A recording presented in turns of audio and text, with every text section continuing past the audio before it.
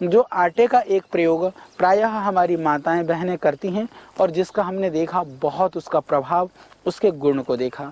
यदि आप जो गेहूं का आटा है, जैसे मैंने कहा ये पौष्टिक है, ताकत देने वाला है, हम सही ढंग से, परंतु यही गेहूं को यदि आप रोटी बना करके खाते हैं तो उससे ताकत मिलती है। और यदि पराठा बन करके घी में तल करके उस गेहूं के रोटी को खाते हैं तो वो जा कर के अपचन पैदा करता है।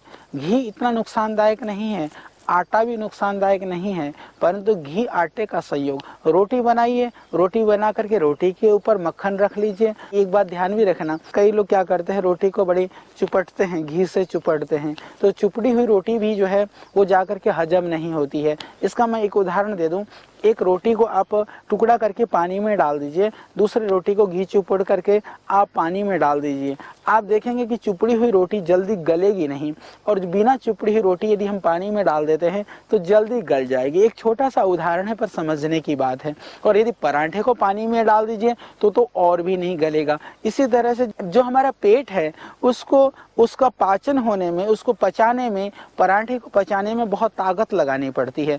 चुपड़ी हुई रोटी को पचाने में थोड़ी और कम ताकत लगती है, और बिना चुपड़ी हुई रोटी खाते हैं तो पेट आराम से उसको पचा लेता है। तो आप कहेंगे कि क्या घी का सेवन नहीं करना चाहिए? नहीं, आप घी को सब्जी में डाल दीजिए, आप घी को दाल में डाल दीजिए, तब फिर आप रोटी खाइए, पूरा स्वाद आपको मिलेगा, वो जाकर के डाइजेस्ट भी हो जाएगा। और यदि आप रोटी के ऊपर घी रख करके भी यदि रोटी के साथ खा लेते हैं तो भी वह जल्दी डाइजेस्ट हो जाता है। तो इसीलिए चुपड़ी हुई रोटी नहीं, अपितु रोटी के ऊपर घी रख करके या रोटी को आप जो है घी को दाल सब्जी में डाल करके आप सेवन करें तो वह पाचन हो जाएगा। अग्नि का जो संयोग है, जिस तरह से हम उसको तलते हैं या जिस तरह से अग्नि में उसको जलाते हैं घी को, उससे वह एक जहर पॉइजन इकट्ठा होता है तो वो हानिकारक हो जाता है, वो हमारे शरीर के लिए हार्मफुल हो जाता है। दूसरा उपाय ये भी है कि यदि आपको घी खाना है और आप उसको नहीं जलाना चाहते हैं तो आटा जब गूंथते हैं, जब आप गेहूं की रोटी बनाते हैं उस समय आटे के अंदर यदि घी डाल दिया जाए